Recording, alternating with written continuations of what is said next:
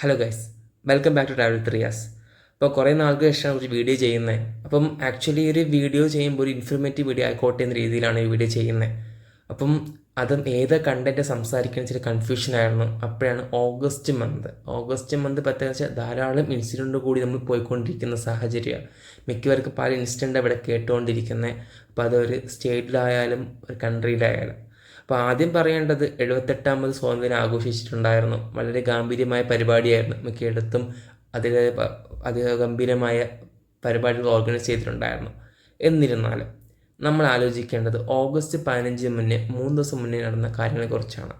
ഒന്നാമത്തെ കാര്യം എന്നുള്ളത് ഓഗസ്റ്റ് 12 തിങ്കളാഴ്ച ഒളിമ്പിക്സിൻ്റെ വൈൻഡപ്പ് സെഷനായിരുന്നു.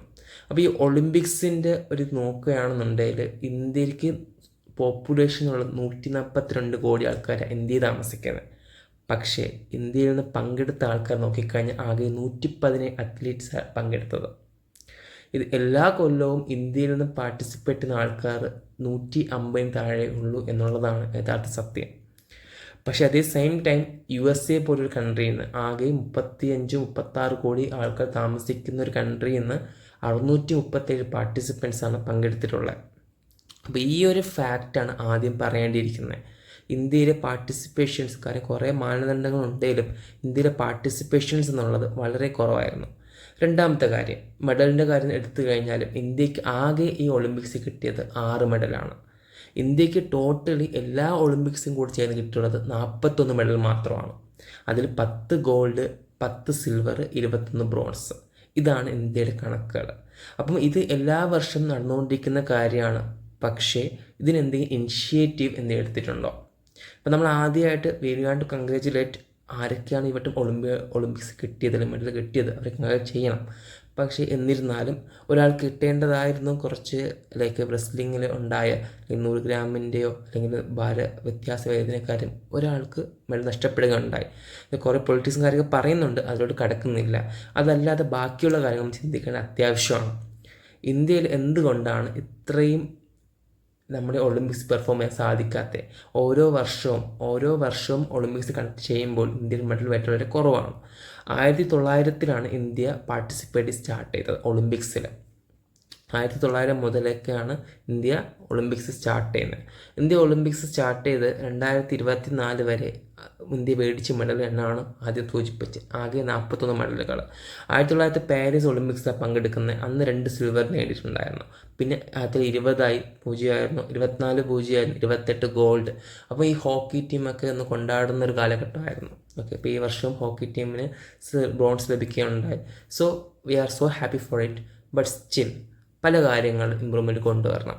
അപ്പോൾ അത് ആദ്യം കൊണ്ടുവരേണ്ട കാര്യം എന്ന് വെച്ചാൽ റൂട്ട് കാസ് മുതലാകണം. എന്തുകൊണ്ടാണ് ഇന്ത്യയിൽ പാർട്ടിസിപ്പേഷൻ കുറവ് എന്നുള്ള ഉത്തരമാണ് നമുക്ക് ആദ്യം ലഭിക്കേണ്ടത്.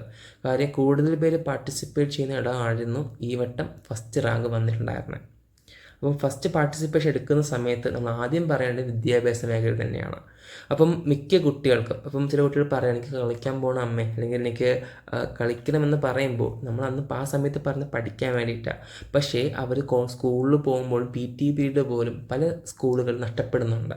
അപ്പോൾ അവിടെ നിന്നാണ് ആദ്യമായിട്ട് തുടങ്ങുന്ന ഒരു മെത്തേഡ് എന്നുള്ളത്. ഇന്ത്യക്ക് അത് ഇൻട്രസ്റ്റ് വേണം. കുട്ടികൾക്ക് ഇൻട്രസ്റ്റ് വന്നാൽ മാത്രമേ അവർക്ക് ലോങ് ജമ്പ് ആണെങ്കിലും ഹൈ ജമ്പ് ആണെങ്കിലും ആ ഒരു മെത്തേഡിൽ പോകാൻ പറ്റുകയുള്ളൂ. ആ ഒരു മെത്തേഡിൽ എത്തിക്കഴിഞ്ഞാൽ നമുക്ക് പിന്നെ അവരെ ഇവാലുവേഷൻ ചെയ്യുന്നതോ അല്ലെങ്കിൽ അവർക്ക് പറഞ്ഞു കൊടുക്കുന്നതോ അവർ ട്രെയിൻ ചെയ്യുന്നതോ നമുക്ക് വരുന്നില്ല. അപ്പോൾ ഇവർ ഇൻട്രസ്റ്റ് എന്നാണോ അവർക്കത് പോകുന്നത്, അപ്പോൾ അതിനുശേഷം അവരുടെ പാർട്ടിസിപ്പേഷൻ വളരെ കുറവായിരിക്കും. അപ്പോൾ സ്പോർട്സ് ഡേയുടെ ഒരു ഇവാലുവേഷൻ ആദ്യം ചെയ്യേണ്ടത്. രണ്ടാമത് ഫെസിലിറ്റീസ്, എന്തൊക്കെ ഫെസിലിറ്റീസ് കൊടുക്കുന്നുണ്ട്. ഇന്ത്യ എത്രയോ കോടി രൂപ മാറ്റിവെക്കുന്നുണ്ട്, സ്പോർട്സിനായിട്ട് മാറ്റിവെക്കുന്നുണ്ട്. പക്ഷേ ഇതൊക്കെ കറക്റ്റായിട്ട് എത്തുന്നുണ്ടോ എന്ന കാര്യമാണ് ഇവാലുവേറ്റ് ചെയ്യേണ്ടത്. ഇത് മാത്രമല്ല, ഓഗസ്റ്റ് മന്ത് തന്നെ അടുത്ത നമ്മൾ ഞെട്ടിപ്പിച്ചൊരു വാർത്തയായിരുന്നു ഓഗസ്റ്റ് 9 നടന്നത്. ചില ആൾക്കാർക്ക് അത് മനസ്സിലായി കാണും. മനസ്സിലാവാത്തവരാണെങ്കിൽ സെർച്ച് ചെയ്ത് നോക്കുക എന്താ നാട്ടിൽ നടക്കുന്നതെന്ന്. അത് എന്തുകൊണ്ട് സംഭവിച്ച് നോക്കിക്കഴിഞ്ഞാൽ നമ്മുടെ നീതിന്യായ വ്യവസ്ഥയുടെ അടിത്തറ തന്നെയാണ്. അതിലൊരു മാറ്റം വന്നില്ലെങ്കിൽ ഇനിയും ധാരാളം കാര്യങ്ങൾ സംഭവിക്കാൻ ചാൻസ് ഉണ്ട്. പലർക്കും പേടിയില്ലാണ്ടായിട്ടുണ്ട്. നമുക്ക് നീതിന്യായ വ്യവസ്ഥ ജീവപര്യന്തം എന്നൊരു സെക്ഷൻ വെച്ചുകൊണ്ട് തള്ളിക്കളയുമ്പോൾ നമുക്ക് പല രാജ്യങ്ങളിലെയും നീതിന്യായ വ്യവസ്ഥ അഡോപ്റ്റ് ചെയ്യാൻ അത്യാവശ്യമാണ്. അപ്പോൾ എനിക്ക് ഈ ഒരു വീഡിയോ വൈൻഡപ്പ് ചെയ്യുമ്പോൾ എനിക്ക് പറയാനുള്ള ഒന്നേ ഉള്ളൂ, we failed as a nation and we failed as a country. when we celebrated 78th Independence Day. A lot of things has to be improved, and we will has to work on it. So bye bye from Riaz. We'll catch up on the video.